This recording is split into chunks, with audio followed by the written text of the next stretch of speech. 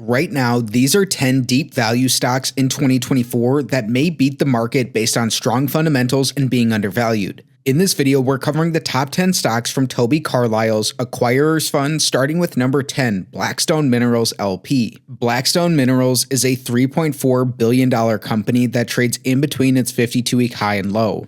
In the last 5 years, the company is up more than 4 times from their spring 2020 market crash lows. Blackstone Minerals owns oil and natural gas mineral rights. It's comprised of mineral and royalty assets, and it's been expanding through acquisitions. Generally, with the recent run-up, Blackstone might be a little ahead of its valuations. Today, it has a stock price of just under $17 per share, and most of these fair values are around the $13 to $14 range. Indeed, when we look at a GF value, today this comes in at just under $14 per share. With a stock price of around $17 per share, this says that the company may be as much as 20% overvalued. However, keep in mind, because of these mineral rights and because how they can swing year to year, this may not be as accurate for the business as some others.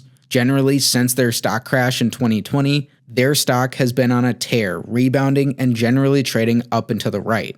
Right now, Blackstone Minerals is owned by just one super investor, and it's a minuscule position, not meaningful at all.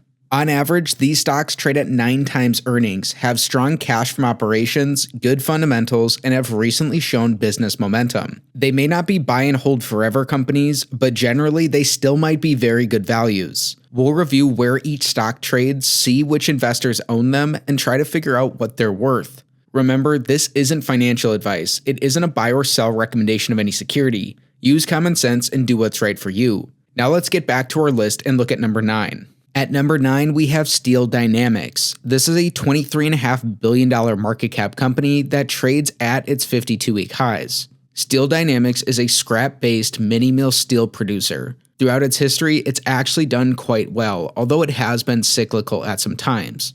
As a cyclical business operating within a cyclical industry like steel, it might be harder to get a good read on its valuations, where often the company can look the cheapest just when it's at the top of a cycle.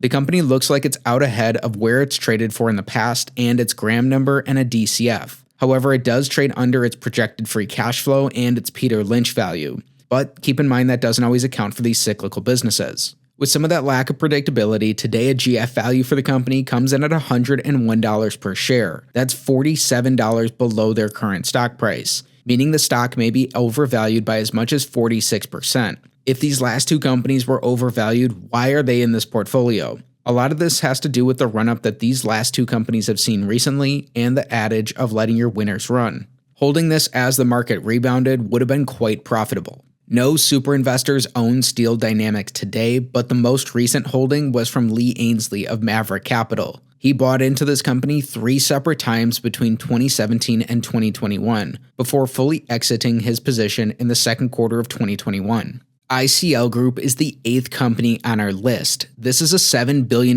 market cap business that trades in between its 52-week high and low. Since it peaked in the spring of 2022, this company's stock price has declined by more than half. So is it a potential bargain? ICL Group manufactures products based on minerals. It has 4 segments that include phosphate solutions, potash, industrial products, and growth solutions. Many of the company's products serve either the agricultural, pharmaceutical, or additives industries. Today, it looks like ICL Group is coming in below most conventional standards for valuation. It falls well below its projected free cash flow, median price to sales value, and gram number, and it's less than half of its Peter Lynch value. While the company has been declining recently, today a GF value comes in at $7.80. That's 35% above their current stock price, meaning this business may be undervalued. Again, First Eagle Investment Management is the only super investor who has a position in ICL. This was also the case in Blackstone Minerals. In the 7th spot, we have Commercial Metals. This is a $6.8 billion company that trades at its 52-week highs. Commercial Metals manufactures rebar and structural steel in the United States. It operates steel mills, fabrication plants, and metal recycling facilities. The company has had a huge run-up in recent years where over that time it's beat the market by quite a bit. When we look at the company's history, Commercial Metals has actually been a long-term compounder. It looked like they really hit a peak and were in bubble territory prior to the global financial crisis, but more recently, after the COVID stock market crash, Commercial Metals has fared very well, taking off and reaching all-time highs. This is another stock that's been allowed to run, but unlike some others, it doesn't look like it's too far out ahead of its valuations. Again, this is a cyclical business, so you want to be careful that you're not paying top dollar for peak earnings. Still, Commercial Metals comes in below its gram number and just out above its projected free cash flow value. But when we look at the company's earnings power and their median price to sales, it looks like they're pretty far out ahead of these. This is why a GF value for the company comes in at $45 per share. That's $13 below their current stock price, implying about a 30% decline. Two super investors own Commercial Metals today, and they're the two super investors we've seen so far, First Eagle Investment Management and Lee Ainsley. This seems to be a recurring trend with some of these deep value positions. In the sixth spot, we have Warrior Met Coal. This is a $3.2 billion metallurgical coal company that trades $11 below its 52-week high. Super investor Monish Babrai recently added to Warrior Met Coal in the last quarter of 2023. This is part of his broader basket bet in coal stocks, which make up about 25% of his assets under management. Warrior Met Coal looks undervalued when we look at the company's projected free cash flow, gram number, and Peter Lynch values. It's not quite cheap enough to be valued on an asset basis, but if it can keep up these earnings and free cash flows, things could turn out very well for the company. Even still, a GF value comes in at $41 per share. Still, their stock price is nearly $60 per share, so if it's valued on an asset basis, it looks to be about 43% overvalued. You'll have to see if its cash flows can be sustainable enough for it to be really valued on that basis. SM Energy is the fifth company on our list of deep value stocks. Today, it has a market cap of $5.8 billion and trades at its 52-week highs. The company seemingly came back from the grave after hitting a low of just over $1 a share at the end of 2020. It's up more than 50 times. Still, this is a far cry from where it traded at its all-time highs, which it hit back in 2013. SM Energy is an independent energy company that's engaged in acquisition, exploration, development, and production of crude oil, natural gas, and natural gas liquids. Most of its sales and earnings are based on oil production. SM Energy is ahead of all of its valuations besides its gram number, which today comes in at $64 per share. Again, the company's had quite the rebound, coming back from being over 90% undervalued at the end of 2020. Today, it looks like the same cycle that has propelled it higher in the last handful of years may have overdone things by a bit. Its stock price comes in around $17 above its GF value, which says the company may be about 50% overvalued.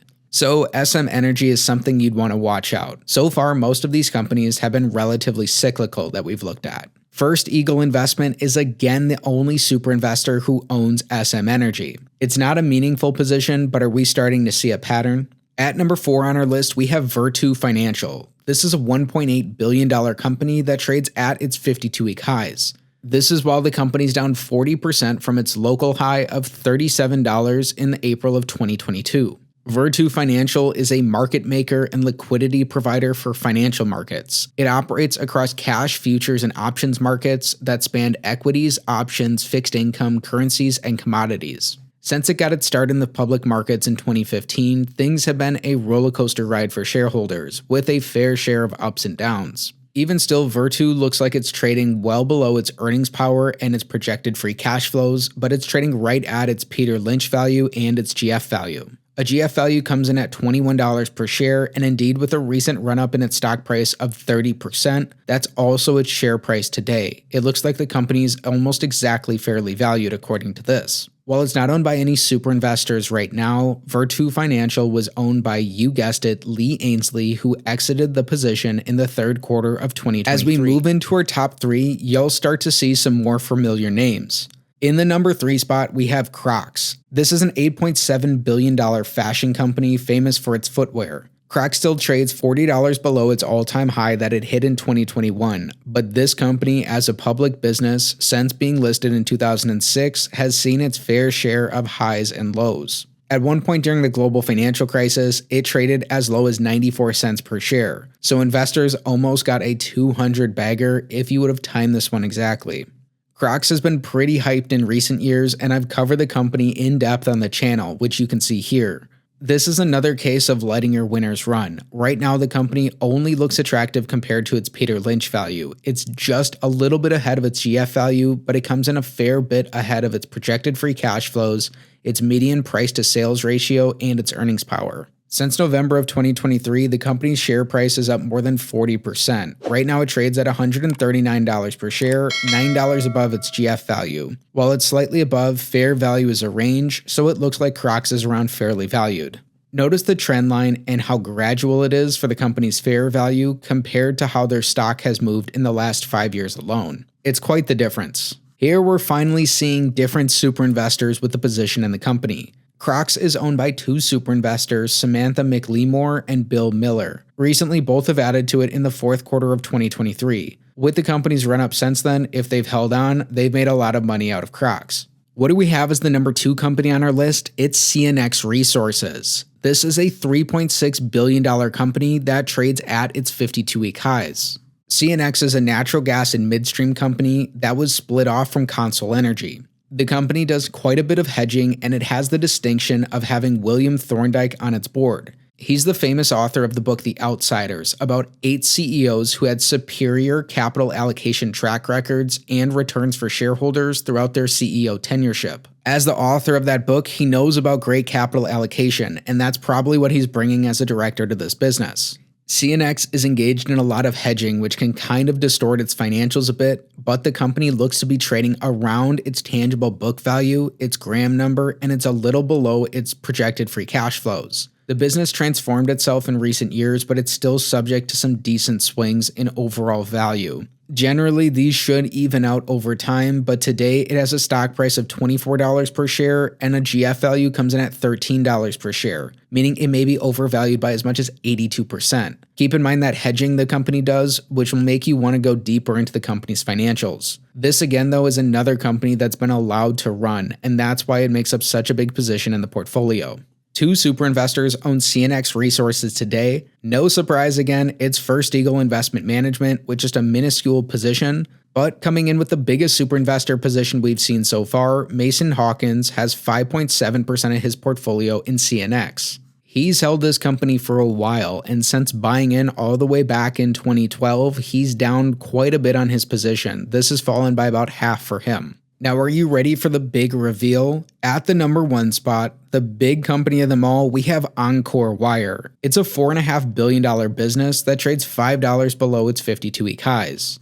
Encore's beat the market by a ton recently, where it's had a huge run-up amid constrained supply with the electrical wire and cabling business. This constraint in copper cabling has taken the business from a $40 stock to trading at $267 today. Over its history, it's been a long-term compounder, but this has not been a smooth ride for shareholders. The company's made most of its money during these boom periods and has been pretty flat otherwise. Still, it has trended upwards. This is another business that's been allowed to run. It trades right at its projected free cash flow number, but it's out $30 ahead of its gram value. The Peter Lynch value doesn't help us the most with these cyclical businesses, as it trades just around half of that. In all likelihood, these are probably pretty good earnings for Encore Wire, and you wouldn't want to pay peak Peter Lynch multiples.